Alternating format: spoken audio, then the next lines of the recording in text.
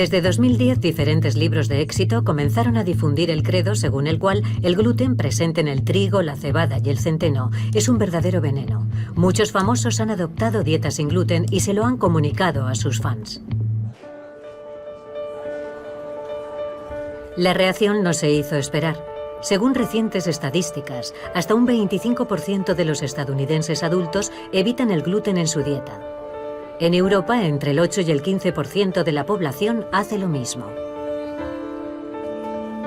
Impulsado por una moda sin precedentes en la historia de la humanidad, el comercio mundial de alimentos sin gluten superó los 15.000 millones de euros en 2018 y crece de forma exponencial. El movimiento sin gluten se ha convertido en una tendencia, en una especie de moda en los últimos años. Se habla mucho sobre la sensibilidad al gluten, pero un negocio multimillonario basado en una supuesta enfermedad debe ser evaluado de manera muy crítica. ¿La demonización del gluten no es más que una moda creada por el marketing? ¿O es que el trigo, alimento básico de nuestra civilización, se ha convertido en un veneno?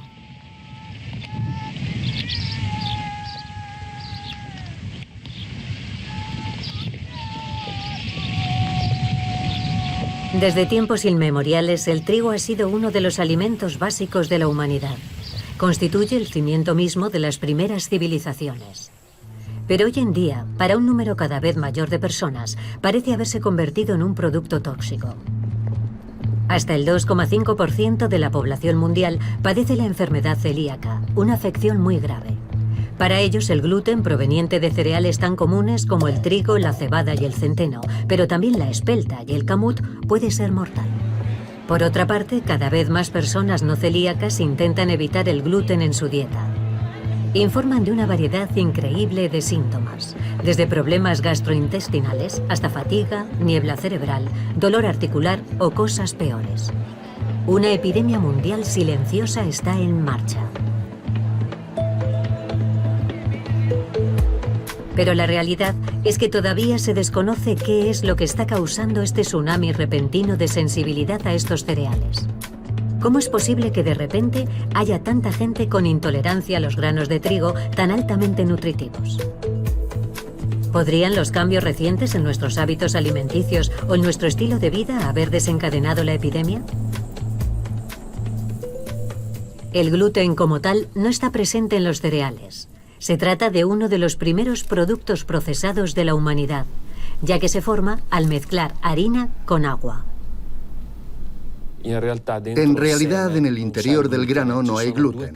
Hay dos clases de proteínas que se llaman gliadina y glutenina. La glutenina son unos bastoncillos y la gliadina unas bolitas.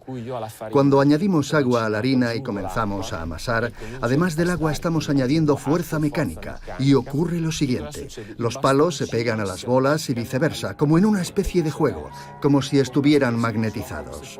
Es entonces cuando se crea una estructura proteica a la que denominamos gluten. El gluten tiene poderes mágicos. Es capaz de atrapar el dióxido de carbono generado por la fermentación, lo que a su vez añade volumen y ligereza al pan.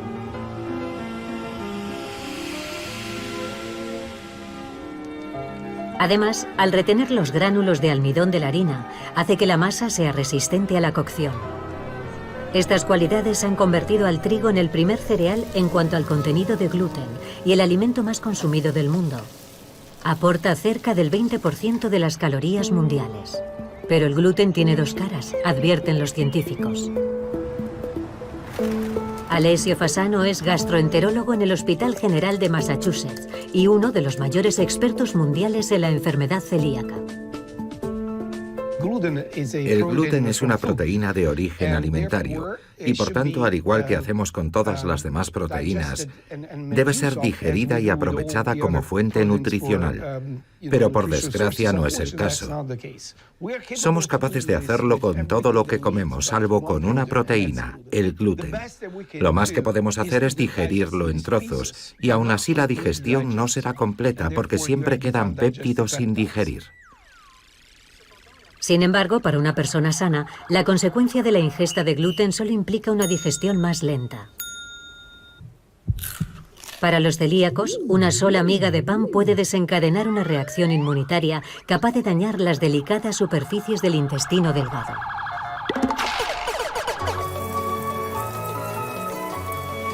La molienda del trigo para obtener harina es uno de los primeros actos humanos de modificación de la naturaleza. Sin el pan, una gran parte de la humanidad moriría de hambre. ¿Consumirlo habrá sido un error evolutivo, como afirman algunos? ¿Es el gluten el veneno que producen las hierbas para destruir a su depredador humano? Muchos productos alimenticios cotidianos contienen toxinas naturales como mecanismo de defensa. ¿Es el gluten en realidad tan diferente y más tóxico? Ahí es donde está la confusión. El consumo de gluten solo resulta tóxico para muy poca gente. La mayoría de nosotros conseguirá salir de ese proceso sin siquiera ser conscientes de ello. ¿Por qué? Porque no pasamos a la última fase, la inflamación, que provoca un estado clínico desfavorable. Pasar de considerar que el gluten puede afectar de esa manera a nuestro sistema inmunitario y por tanto crearnos problemas, a pensar que todos necesitamos eliminar el gluten de nuestra dieta para evitar extinguirnos como especie, es una completa exageración. ¿Cómo saber si padezco la enfermedad celíaca? ¿Cuáles son los síntomas? Hasta hace poco la causa de la enfermedad celíaca no estaba clara. Era una reacción al gluten o sensibilidad a ciertos alimentos. Ahora sabemos que se trata de una enfermedad autoinmune. Los principales síntomas son gastrointestinales, como deposiciones irregulares, dolor abdominal, hinchazón y pérdida de peso. Sabemos que a esta enfermedad pueden estar asociados más de 200 síntomas y problemas clínicos, de los cuales 50 son los más frecuentes. Sin embargo, siempre es conveniente hacer la prueba de la enfermedad celíaca a cualquier persona que esté enferma. Tenemos dos ingredientes, una predisposición genética y un desencadenante medioambiental que provoca la reacción del sistema inmunitario debido a su susceptibilidad genética. ¿Cuál es la especificidad genética que predispone a la enfermedad celíaca? En Nápoles, Luigi Greco y su equipo han intentado resolver ese rompecabezas. La respuesta se podría encontrar en la prehistoria. Partiendo de Mesopotamia, los agricultores y el trigo se diseminaron hacia el norte. Cuando los pueblos neolíticos de Oriente Medio descubrieron la agricultura, en Europa estaban los cazadores-recolectores, bosques, caza, etc. Recogían raíces y tubérculos, pero tenían una dieta esencialmente cárnica. Estas poblaciones tenían un sistema de defensa inmunológico que les protegía de las enfermedades. Es decir, se producía una selección natural de aquellos individuos que poseían una frecuencia mayor de esos genes. Los pueblos del Mesolítico no se adaptaron a la gestión de esa nueva proteína y, por tanto, desarrollaron una enfermedad. Los pacientes celíacos serían reliquias genéticas de los nativos europeos cuyos genes no se adaptaron al nuevo régimen alimenticio, basado en los cereales aportados por la población neolítica.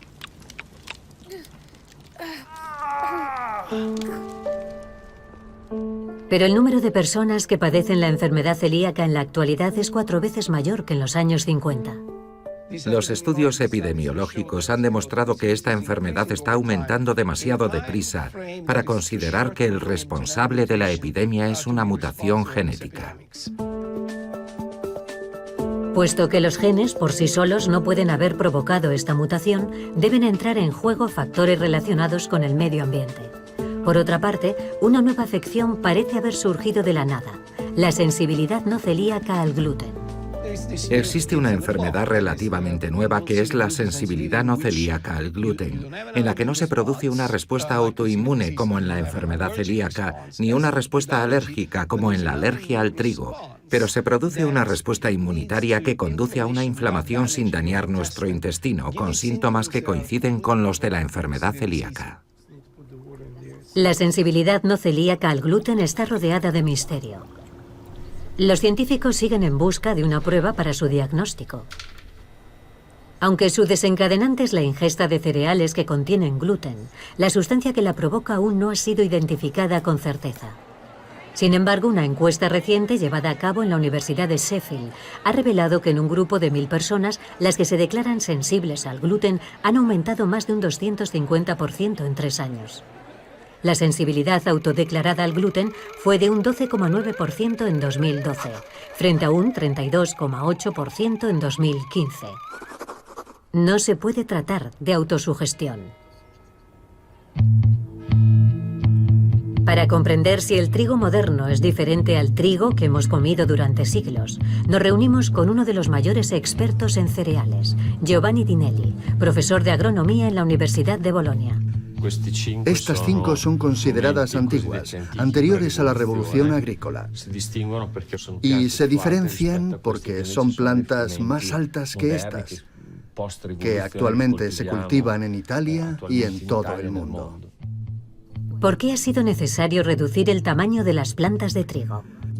Durante la Segunda Guerra Mundial, las grandes multinacionales químicas tienen que producir los 2 elementos clave para la fabricación de bombas: el nitrato, que es la base de todos los explosivos, y el fosfato, necesario para la fabricación de bombas incendiarias. Toda la industria química trabaja para producir estos elementos. En Alemania, Estados Unidos, Japón. Cuando termina la guerra, las multinacionales químicas tienen cantidades enormes de nitrato y de fosfato y no saben qué hacer con ello, así que se les ocurre utilizarlos como fertilizantes.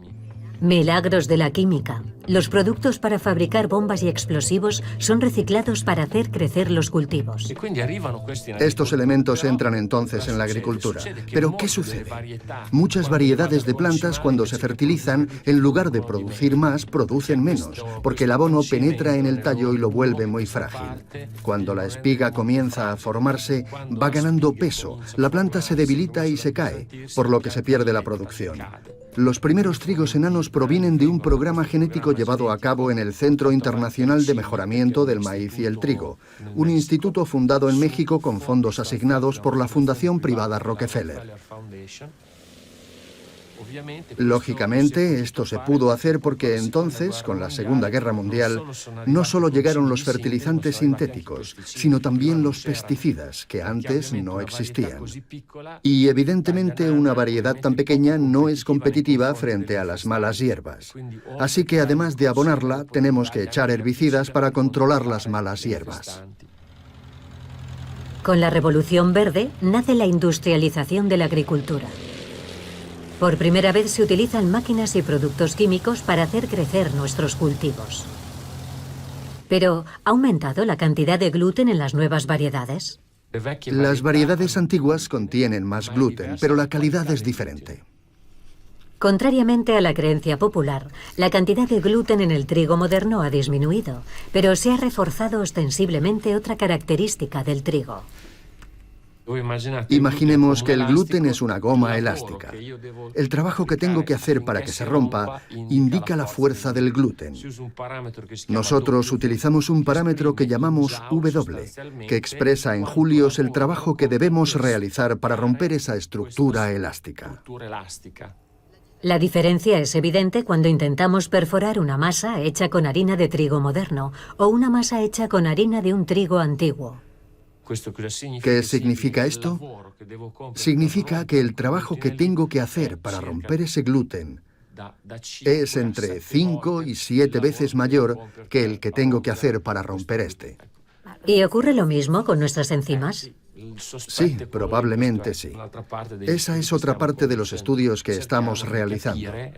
Queremos averiguar cuál es el gluten más adecuado, el que tiene un impacto menor en nuestros intestinos. Si la tenacidad del gluten representa un reto para nuestro organismo, ¿por qué se han seleccionado estas variedades? Andrea Ferrara es un productor de pasta siciliano.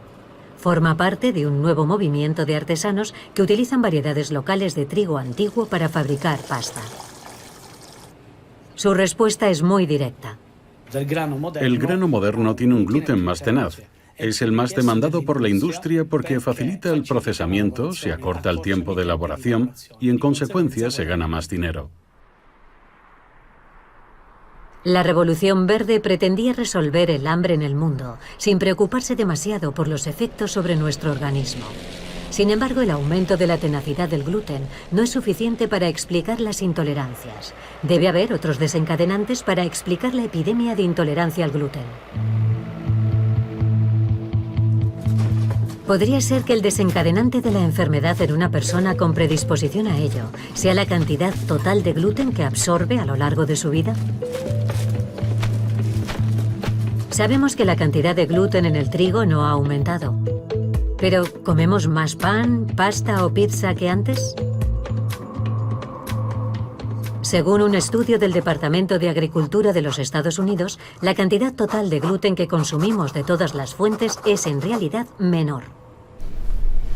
Y sin embargo, el pan que comemos no es el mismo que comían nuestros antepasados.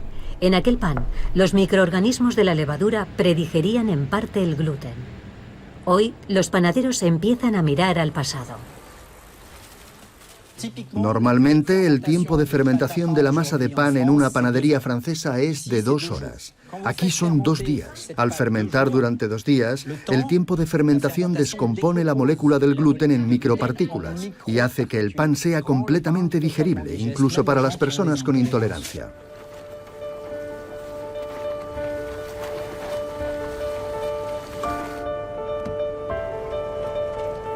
No solo el gluten ya no es predigerido por la fermentación, sino que además se añade a muchos productos de panadería industrial. Desde 1977, su utilización como aditivo en productos de horno se ha triplicado en Estados Unidos.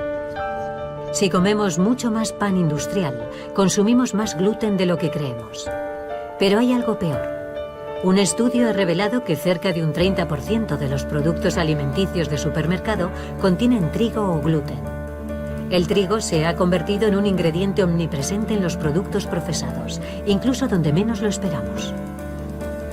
Resulta paradójico que aunque comamos menos cereales por término medio, las personas que comen alimentos procesados ingieren, sin saberlo, más gluten.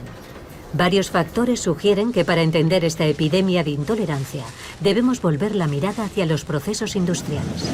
¿Monsanto? ¡No! ¿Buena salud? ¡Sí! ¿Monsanto? ¡No! ¿Buena salud? ¡Sí! Generaciones Futuras es una asociación con sede en París que organiza campañas de información sobre los riesgos que conlleva la contaminación química en los alimentos y en el entorno. Nos hemos reunido con su director. Hemos tomado muestras de cereales de grandes almacenes aquí en Francia. Cereales para el desayuno, masas de pan, productos a base de cereales, legumbres, guisantes, alubias y lentejas. Y después de haberlos analizado en un laboratorio, hemos encontrado una proporción significativa de glifosato en cantidades variables, pero que podía llegar a varios miligramos por kilo en algunas legumbres. El glifosato, producto estrella de la marca Monsanto, integrada en el grupo Bayer en 2018, es el herbicida más vendido. Generaciones Futuras no ha sido la única organización que ha encontrado glifosato en los alimentos industriales. Cada vez que una asociación independiente realiza pruebas, se detecta glifosato. Siempre encontramos más o menos los mismos resultados en productos alimenticios a base de cereales o de legumbres, que parecen ser la vía más importante de contaminación de los consumidores. Se han encontrado restos de glifosato en multitud de cervezas y en centenares de productos de grano. ¿Por qué un herbicida utilizado para preparar el terreno y controlar las malas hierbas se encuentra en tantos alimentos con una base de cereales? ¡No al grano y al glifosato! ¡No! Granosalus, una asociación de protección al consumidor que incluye también a pequeños agricultores del sur de Italia, ha estudiado los residuos químicos de las marcas de pasta más comunes. Ha encontrado restos de moho, de un metal pesado, y también restos de glifosato. La organización ha decidido alertar a la opinión pública sobre el peligro para la salud que suponen estos trigos de mala calidad y de dudosa importación. Además, están haciendo caer los precios locales del trigo duro utilizado para la pasta. Un agricultor siciliano que ha dedicado su energía a recuperar cualidades del trigo antiguo que se creían perdidas, atestigua la consternación de los pequeños agricultores. En Sicilia, en un plazo de 100 años, hemos perdido 1 millón de hectáreas de capacidad productiva. Todo se ha abandonado, ya no queda nadie en el campo. Es la época de la cosecha en Sicilia. Cerca de la costa, 2 cargueros extranjeros entran en un puerto siciliano. Un agricultor graba su llegada. Están cargados de trigo duro para la fabricación de pasta. El trigo barato, importado en la época de la cosecha, hará bajar los precios locales. Se ha dado un valor ínfimo a la materia prima. Ya se trate de frutas, de trigo o de animales, ninguno supera nunca los 15 o 30 céntimos por kilo. Hay zonas de producción en las que se produce a un coste más bajo y sin riesgos, donde no hay reglas sobre el uso de herbicidas. Es evidente que pueden ofrecer productos más baratos. El trigo de los cargueros está contaminado con glifosato, denuncian los agricultores locales que piden controles más estrictos. Sin embargo, mezclado con el trigo local, este trigo se puede utilizar para hacer pasta con la etiqueta Made in Italy. Está claro que hay un interés detrás de ello, pero nuestra producción nacional de trigo duro es insuficiente. Así que cada año debemos importar entre un 30 y un 35% de ese trigo. La producción de trigo duro, por lo general, se ha adaptado siempre muy bien al medio ambiente mediterráneo. El trigo duro se cultiva tradicionalmente en climas cálidos, pero últimamente las cosas han cambiado. Algunos países fríos se han convertido en los mayores productores. Desde la década de 2000, nuevos e importantes actores, especialmente Canadá y Ucrania, han entrado en el mercado mundial del trigo duro. ¿Cómo ha podido Canadá convertirse en el mayor productor de trigo duro del mundo y ser, con Ucrania, uno de los principales exportadores de este cereal antaño madurado al sol? Se ha impuesto un tipo de agricultura que permite hacer muchas cosas, incluso cultivar fuera de las zonas de producción. Con la llegada de los anticriptogámicos, se puede cultivar en entornos más húmedos como la llanura padana, el norte de Estados Unidos o Canadá. Un sistema industrial necesita proveedores únicos. Quiere empresas que tengan de 1.000 a 1.500 hectáreas, porque así es más sencillo, ya que el sistema va hacia la simplificación, por lo que no le interesa tratar con muchos pequeños agricultores. La pregunta que se deberían hacer nuestros políticos y los responsables de la toma de decisiones es qué camino queremos seguir, porque con el sistema actual no podemos competir. Viajamos a Bruselas para reunirnos con Oliver De Schutter, antiguo ponente en Naciones Unidas sobre el derecho a la alimentación y jurista especializado en los derechos económicos y sociales. Desde comienzos de los años 60, se instaura la política agrícola común, una política cuyo principal objetivo ha sido aumentar el volumen de producción. Y esto explica todas las decisiones que se han tomado desde entonces en materia de subvenciones a la producción, en materia de infraestructuras, en materia de logística.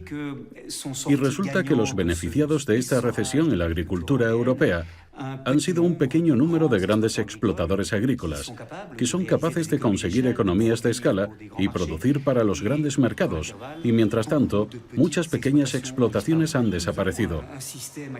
Tenemos un sistema alimentario que tiene, por así decirlo, forma de reloj de arena. Un gran número de granjas, de explotaciones agrícolas, un número bastante reducido de grandes compradores de materias primas, de comerciantes, principalmente de cereales y de leche, por ejemplo. Un número bastante reducido también de grandes industrias de transformación como Nestlé, Unilever, Danone, etc. Y luego un número relativamente pequeño de supermercados y de distribuidores. Y por último, por supuesto, un gran número de consumidores. Así que tenemos una cadena de producción en la que uno de sus eslabones tiene una concentración muy alta de poder económico. Hoy día, el comercio global de cereales está dominado por un puñado de grandes empresas comercializadoras. Las mayores de este grupo de empresas se conocen con las siglas ABCD, que son las iniciales de las mismas: Archer Daniel Midlands, Bunge, Cargill y Louis Dreyfus. Se estima que el control del 70% del mercado del grano está en manos de solo 4 empresas. El valor actual del comercio mundial de la alimentación es aproximadamente de 1.200 millones de euros. La producción de pesticidas y la propiedad del grano se concentra en 3 empresas. Los reguladores parecen incapaces de poner límites a estos oligopolios. Tal nivel de concentración en el sector alimentario, que se encuentra en las manos de un puñado de empresas privadas, constituye una amenaza para la seguridad alimentaria mundial.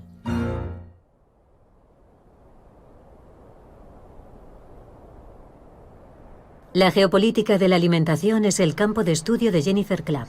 Experta en política alimentaria, ha dedicado a este tema su último libro titulado Food, Comida. Hay una distancia creciente en el sistema alimentario mundial que se refiere no solo a la distancia física que recorren los alimentos desde la granja hasta el plato. La distancia enmascara la concentración de riqueza y poder que existe. Enmascara la forma en la que ciertos actores, como las grandes empresas agroalimentarias, establecen las reglas del juego con el fin de minimizar el poder de los consumidores y también el de los productores. El mensaje de la industria agroalimentaria de que siempre hay que producir más es extremadamente problemático porque conduce a decisiones agronómicas muy nocivas para el mantenimiento de los ecosistemas. Estas decisiones agronómicas son una amenaza potencial para la salud humana. ¿Podría el glifosato desempeñar un papel en la epidemia de intolerancia al gluten? Thierry Brand puede saber la respuesta. Es el antiguo jefe de biotecnología de Agricultura Canadá, el organismo responsable de las políticas agrícolas del país.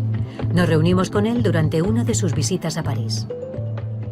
Cuando trabajaba para el gobierno y dirigía nuestro grupo de investigación, me veía obligado a explicarle a la gente que la ingeniería genética es una tecnología sencilla. Años más tarde, estudios muy rigurosos demostraron que si se alimentaba a las ratas con organismos genéticamente modificados, OGM, estas enfermaban. Eso me hizo preguntarme, ¿cómo es posible? Este descubrimiento fue el inicio de la conversión de Thierry Brand a la agricultura verde. Hoy es una de las voces más reputadas que alertan contra los peligros de la agricultura industrial, de la que conoce todas sus dobleces. Algunos agricultores, principalmente de Escocia y Canadá, han oído decir que es posible fumigar herbicidas sobre cultivos que aún no han madurado plenamente. Si un agricultor tiene 400 hectáreas de trigo y llega el otoño, su cosecha no madurará. Tendrá que secarla si no quiere perder una gran parte por la humedad. Y dado que el glifosato supuestamente no tiene ninguna toxicidad, el agricultor considera que fumigarlo sobre los cultivos destinados a la alimentación no supone ningún problema. Los cultivos se tratan con herbicida justo antes de la cosecha, para secarlos. Esta práctica bastante reciente de fumigar las espigas casi maduras se denomina maduración química o desecación. Alarmado por los resultados de los estudios independientes publicados en todo el mundo sobre el glifosato, Thierry Brand ha comenzado a estudiar de cerca su funcionamiento. En 1974, el herbicida fue formulado y lanzado comercialmente con el nombre de Roundup. Su éxito fue inmediato. Es un producto químico que mata a todas las plantas. Roundup, sin raíces, sin malas hierbas, sin problema. 22 años más tarde, en 1996, Monsanto realiza un nuevo avance al modificar genéticamente los principales cultivos para que el glifosato no los dañe y mate únicamente las malas hierbas. Han fabricado el gen de la resistencia en las plantas. Organismos genéticamente modificados, OGM. Todos los cultivos han sido manipulados genéticamente para ser resistentes al herbicida. Desde 1996 se podían fumigar los propios cultivos OGM y recolectarlos 2 o 3 meses más tarde. En ese caso, los residuos aumentan. Pero lo peor estaba por llegar. A partir del año 2000, si el clima no permite la maduración de las cosechas, estas se maduran artificialmente justo antes de la cosecha, tratándolas con un herbicida que mata la planta y priva de agua a sus semillas.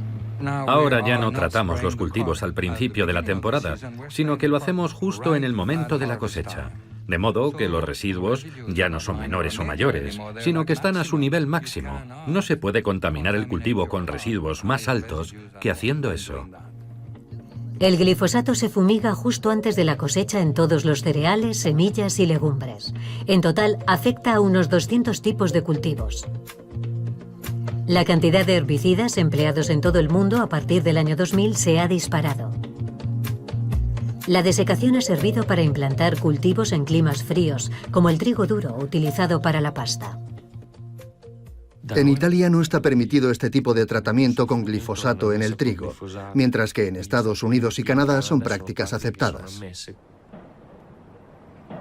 Sin embargo, en ningún país los consumidores están a salvo de los productos que contienen cereales importados de países donde la desecación es una práctica habitual. Según un documento de Monsanto, la desecación en Europa no está permitida en los países donde el sol madura las cosechas. Ni en Suiza, ni en Finlandia, ni en la región valona, en Bélgica. Recientemente Dinamarca prohibió su uso menos de 30 días antes de la cosecha, una medida irrisoria. Peor aún, Francia prohíbe oficialmente la desecación, pero los agricultores pueden fumigar sus campos con glifosato hasta 8 días antes de la cosecha, con el pretexto de combatir las malas hierbas. Alemania se limita a desaconsejar la desecación. En todas partes, los datos sobre esta escandalosa práctica son opacos, como si a muchos les interesara que no salieran a la luz. De modo que los cultivos de cereales y legumbres en América del Norte y en muchos países de Europa y del mundo se fumigan justo antes de ser utilizados para la elaboración de alimentos. En nuestra barra de pan, el grano puede haber sido cosechado un mes antes y puede estar altamente contaminado con este herbicida. Los científicos saben que el umbral que conduce a la enfermedad celíaca se cruza con facilidad. ¿Y si fuera precisamente el glifosato el desencadenante de la enfermedad? El crisol que mantiene el equilibrio de nuestra salud es el microbioma, y es ahí donde debemos buscar la respuesta. Miles de millones de microorganismos, en su mayoría bacterias, habitan el cuerpo humano y viven una vida simbiótica con los otros. Cada parte del cuerpo tiene sus propios organismos especiales, pero la mayoría de ellos se encuentran en los intestinos. Si cambias tu estilo de vida hasta el punto de cambiar la composición y sobre todo la función del microbioma, puedes desarrollar la enfermedad celíaca. Y esa parece la explicación a que algunas personas que consumen gluten durante 50 años sin ningún problema desarrollen después una intolerancia. Estamos alterando nuestro entorno respecto a lo que era el plan original de la evolución. Y si recuperamos el concepto de que formamos parte del ciclo de la vida, lo que hay en el suelo, en el agua o en el aire nos afecta como seres humanos y afecta también a nuestro microbioma. ¿Deberían entonces sorprendernos estas epidemias? Lo que me sorprendería es que no existieran. El glifosato es un antibiótico de amplio espectro. ¿Cuál es el efecto de una dieta diaria de antibióticos en pequeñas dosis desde el nacimiento? Resulta que esta comida contaminada es ahora la base de nuestra alimentación. Es lo que comemos, y la diversidad de nuestro microbioma se va reduciendo de forma paulatina, hasta que un día uno de nuestros órganos deja de funcionar como debería y desarrollamos una enfermedad crónica. A través de un mecanismo sutil, el glifosato puede provocar un sabotaje completo en nuestro organismo. Este es el impactante descubrimiento de Stéphanie Seneff, bióloga del MIT y experta en inteligencia artificial. Ha llevado a cabo un metaanálisis de toda la literatura científica concerniente a este herbicida y ha descubierto el mecanismo por el que se cuela literalmente en todas las células de nuestro cuerpo. Hace unos 12 o 13 años me preocupé mucho por la tasa de autismo en Estados Unidos. Pensé que tenía que haber un factor ambiental que fuera el causante del autismo y me propuse descubrirlo. Creo que he encontrado dicho mecanismo. Yo opino que el glifosato actúa como un análogo del aminoácido que codifica la glicina y entra en las proteínas por error en lugar de la glicina.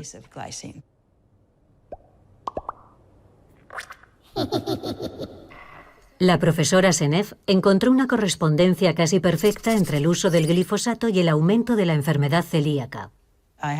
Una colega, Nancy Swanson, examinó muchos análisis estadísticos sobre frecuencias de enfermedades a lo largo del tiempo. Los comparó con el uso del glifosato en cultivos básicos en los Estados Unidos y encontró una extraordinaria correlación con muchas enfermedades. ¿Se han alarmado los reguladores ante los resultados de estos estudios? Todo lo contrario. En los últimos 20 años, los reguladores estadounidenses han aumentado de forma drástica los niveles máximos de residuos de glifosato permitidos en los alimentos. En Europa, desde que se puso en marcha una normativa común en 2008, los residuos de glifosato permitidos en los cereales, especialmente en la cebada y el trigo, son entre 100 y 200 veces superiores a los permitidos en las verduras. Sin embargo, este paraíso para los lobbies de la agroindustria empieza a resquebrajarse en 2015, cuando el Centro Internacional de Investigaciones sobre el Cáncer, CIIC, clasifica el glifosato como probable cancerígeno para el hombre. La normativa que se aplica hoy en día en Europa es que un pesticida que sea un probable cancerígeno para el ser humano debe prohibirse, con independencia de la dosis a la que se utilice y punto. Con una regulación así, si se aprueba la evaluación del CIIC, el glifosato en Europa está acabado. Unos meses más tarde, la Autoridad Europea de Seguridad Alimentaria, EFSA, llega a la conclusión contraria, es decir, que el glifosato probablemente no causa cáncer en los seres humanos. ¿Cómo pueden los estudios de otras agencias en Europa y Estados Unidos haber obtenido resultados opuestos a los del estudio del CIIC? Observatorio Corporativo Europeo, el organismo que vigila los grupos de presión en Bruselas, y Generaciones Futuras en París intentan entender el porqué. En Europa, la evaluación de un producto regulado como el glifosato la realiza en primer lugar el propio fabricante. Al estar protegidos por el secreto industrial, solo unos pocos estudios de la industria se publican en revistas científicas. Por lo tanto, no están validados por la comunidad científica. Además, a diferencia de los estudios del CIIC, el resto de estudios son a corto plazo. No tienen en cuenta las acumulaciones en los organismos y se fijan solo en el glifosato y no en lo que se fumiga en los campos, que es un conjunto de componentes mortíferos que se añaden al glifosato. Los productos que contienen el principio activo se evalúan y se autorizan a nivel de los Estados miembros. Las pruebas sobre la toxicidad crónica del conjunto no se hacen en Europa, pero tampoco en los Estados miembros. Son estudios que cuestan millones de euros y lo cierto es que hoy en día no se hacen. La Autoridad Europea de Seguridad Alimentaria, EFSA, que se encarga de proteger a los ciudadanos europeos de los riesgos ligados a la cadena alimentaria, no accedió a nuestra entrevista sobre los efectos a largo plazo de los residuos producidos por la desecación de los cereales con glifosato. Lo menos que podemos decir es que este proceso de regulación está fallando en su misión de proteger la salud pública. ¿Cómo podemos creer que las evaluaciones basadas exclusivamente en los datos científicos proporcionados por la agroindustria pueden ser equitativas? ¿Por qué decisiones tan importantes para la salud de todos no se someten al control de científicos verdaderamente independientes? ¿Por qué estas corporaciones no necesitan hacer presión a nivel político? Simplemente porque el propio sistema de regulación en general produce decisiones que favorecen sus intereses. ¿Y por qué? Porque el sistema se basa en sus propios datos, en sus propios expertos y en protocolos en los que ellos mismos influyen. Es un hecho políticamente indefendible, salvo que es la ley. Estas normas de la Unión Europea consisten literalmente en pedirle al lobo que proteja el redil. ¿Es de extrañar entonces que exista una epidemia de problemas relacionados con el gluten y de enfermedades autoinmunes crónicas en todo el mundo? ¿Por qué las autoridades se muestran impotentes a la hora de proteger la salud pública? Nos trasladamos a París para plantearle esta cuestión al economista Jacques Sapir, experto en acuerdos de libre comercio. La razón hay que buscarla en el conjunto de normas que rigen la Organización Mundial del Comercio, un organismo cuya normativa está por encima de las leyes de los Estados y de la propia Unión Europea. Pongamos por caso que un Estado decide poner en marcha una normativa para proteger a la población. Una empresa internacional podría atacar al gobierno de ese Estado aduciendo: yo he hecho inversiones encuadradas en un determinado marco normativo. Tú cambias el marco normativo y me haces perder dinero, así que yo te ataco. Por lo tanto, existe un peligro muy evidente en cuanto a la libertad de elección de los Estados a la hora de aplicar nuevas normas sanitarias, que obviamente no agradan a las grandes multinacionales, para las que el beneficio es lo único que cuenta.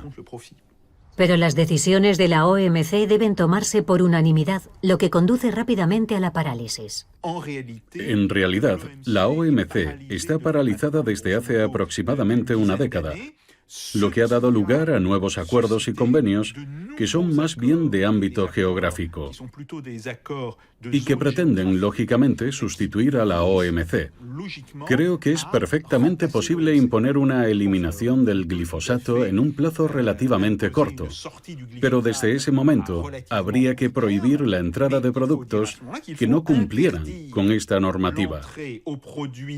De modo que se produciría un conflicto muy claro e inmediato entre la demanda de los consumidores, que exigen cada vez más seguridad para los productos agroalimentarios, y el deseo de las empresas multinacionales, que por el contrario querrían desmantelar en su conjunto la llamada protección no arancelaria.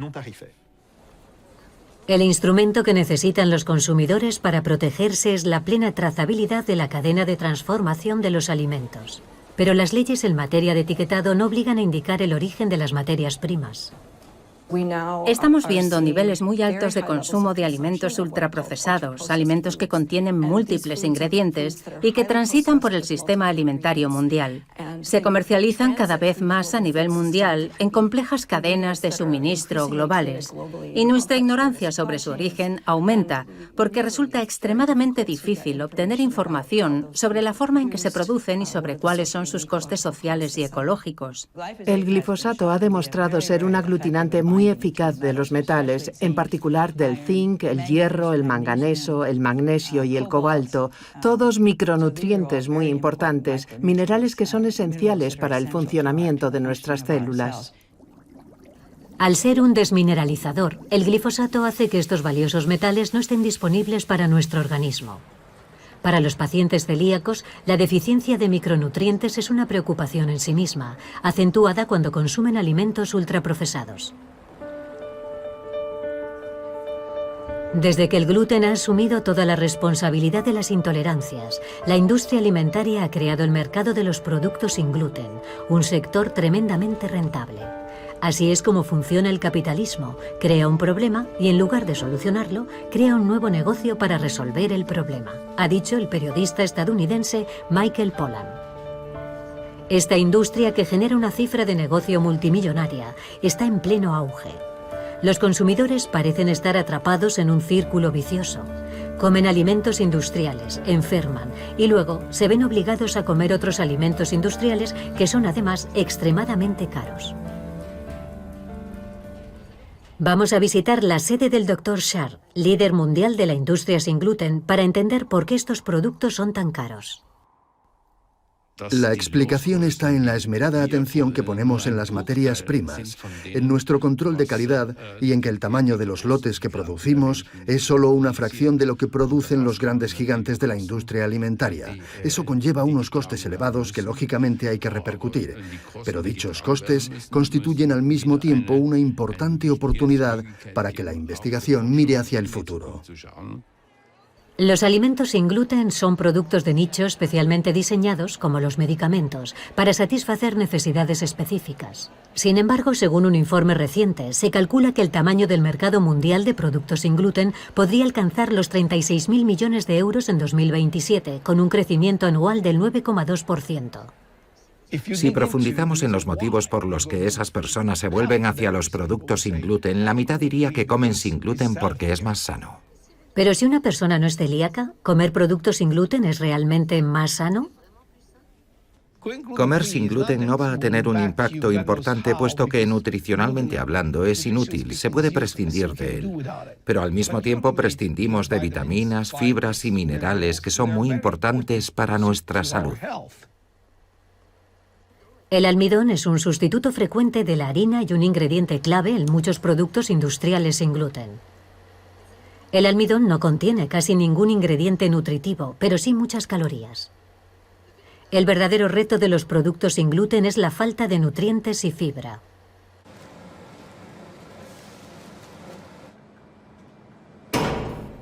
Los estudios han demostrado que las dietas sin gluten son bajas en fibra. Los micronutrientes también son bajos, especialmente la vitamina D, la vitamina B12 y el ácido fólico, además de minerales como el hierro, el zinc, el magnesio y el calcio. De modo que el Padre Eterno, por su gracia divina, nos ha regalado una enorme variedad de alimentos sin gluten. El celíaco puede comer todo el arroz que quiera, todo el maíz que quiera, todas las legumbres que quiera, todas las verduras que quiera, todos los platos que quiera, todo lo que existe, patatas incluidas. No necesita comer harina de trigo, así que la alimentación natural sin gluten es el verdadero tratamiento de la enfermedad celíaca. Los alimentos producidos y procesados por la industria tienen pocos nutrientes y a veces son tóxicos, lo que pone en peligro el planeta y nuestra propia salud. Parece necesario un cambio radical en el paradigma agrícola. Pero, ¿una agricultura sin química puede ser una verdadera alternativa? Tenemos sistemas agrícolas alternativos que pueden resolver algunos de los grandes problemas asociados al modelo de producción industrial. Y uno de los más prometedores es la agroecología. ¿Puede la agricultura ecológica alimentar al planeta? Mi respuesta es sí, estoy convencido de ello. Tenemos que exigir un cambio en los sistemas alimentarios, con un rendimiento menor, pero con mayor valor nutritivo. Lee Rossi y la asociación que dirige, Simenza, han recuperado antiguas variedades de trigo siciliano. Los estudios están demostrando que estas variedades antiguas, cultivadas sin herbicidas, tienen un impacto beneficioso en la digestión, incluso en los sujetos más sensibles. En los últimos 15 años hemos retomado el cultivo de estas variedades. Hemos redactado un pliego de condiciones para cultivarlas en otras granjas y transformarlas después en harina, con la que se elabora pan, pasta, galletas, etc. Alrededor de estos granos antiguos se ha creado todo un sistema de empresas que están consiguiendo inventar una nueva economía. En la región valona también está prohibida la desecación. Una organización independiente difunde información y modelos de trabajo alternativos para la agricultura, creando nuevas relaciones. Naturaleza y Progreso ha lanzado una campaña en Valonia llamada Valonia sin pesticidas. Los pesticidas son una cosa del pasado. Debemos avanzar hacia su completa desaparición. En la agricultura ecológica trabajamos más con la naturaleza, con los animales y con las plantas que contra ellos. Mark nos lleva a visitar una granja que cultiva cereales ecológicos. Él es el primer eslabón de una cadena local, desde la producción de cebada ecológica hasta el consumo de cerveza. En la agricultura ecológica contamos con un equipamiento avanzado. Esta agricultura necesita modernidad. Explotamos grandes parcelas y queremos alimentar a mucha gente. Esto es una escardadora que nos permite deshiervar los campos. Vendría a ser el pesticida que nos ayuda a combatir las malas hierbas en los cultivos. No hay necesidad de fertilizantes químicos. En este campo estamos intercalando cultivos con abono verde. Hay que saber que antes de alimentar a la gente, tenemos que alimentar el suelo. Ni técnicas de desecación para los cultivos de cebada. Aquí las buenas prácticas agronómicas se combinan con ayuda mecánica. Estamos realmente en una granja modelo a este nivel. Aquí todos los productos se procesan y se venden directamente al consumidor. Para Naturaleza y Progreso, la alimentación debe seguir fundamentándose en un vínculo entre dos personas, el productor y el consumidor. Cerca de Bolonia, Podere Santa Croce abarca todo el proceso, desde el campo hasta el plato, con métodos de cultivo sostenibles que ofrecen productos con un sabor y unas cualidades nutricionales irreprochables. Hace 20 años pasé de la agricultura convencional a la agricultura ecológica y transformé la granja en un organismo vivo, es decir, en un ciclo cerrado multifuncional. Los agricultores se han unido en una cooperativa empresarial llamada Virgo. Virgo produce un trigo especial que nace de una serie de cruces entre variedades antiguas. Así que hemos creado una nueva variedad de trigo. Los agricultores deciden también el precio de venta, con un espíritu de fraternidad y no de competencia. ¿Podría una alimentación sana frenar el aumento de la intolerancia al gluten? Si nuestros gérmenes beneficiosos son los que mantienen nuestra salud en equilibrio, ¿qué podemos hacer para mantenerlos en buena forma? Las personas comemos 3 o 4 veces al día, lo que constituye de lejos el elemento más impactante que puede cambiar la composición y la función de nuestro microbioma. ¿Y qué comíamos en el pasado? mucha fruta y mucha verdura. ¿Por qué? Porque no corren, solo hay que recogerlos. Y muy poca carne, porque tienes que atraparla y es carne magra. Y luego un poco de pescado y aceite de oliva. Estoy describiendo, de hecho, la dieta mediterránea. A la hora de comprar materias primas hay que asegurarse de que en el 99,9% se trata de productos procedentes de la agricultura ecológica. Hay que dejar de comer en cualquier lugar y de cualquier manera. Tenemos que revisar lo que comemos y en cuanto a la harina, si no es ecológica, ni tocarla, ni tocarla. Como se suele decir, los alimentos pueden convertirse en medicamentos. Los alimentos que contienen gluten no son un veneno. Si se han vuelto venenosos, ha sido por la industrialización de la agricultura y por la influencia de las grandes empresas en los reguladores. Pero la labor de concienciación de las asociaciones está dando sus frutos. Las multinacionales del sector alimentario han anunciado recientemente que dejarán de comprar cereales sometidos a desecación. Y a partir de 2022, los datos que la EFSA recibe de la industria se harán públicos. Al mismo tiempo, millones de agricultores y artesanos están uniendo sus fuerzas para crear cadenas alimentarias cortas que producen alimentos locales más saludables. Nuestro poder reside en nuestra capacidad de elección. Cuantos más alimentos saludables compremos, más participaremos en la construcción del mundo que queremos. Por una agricultura sana. Salud. Salud.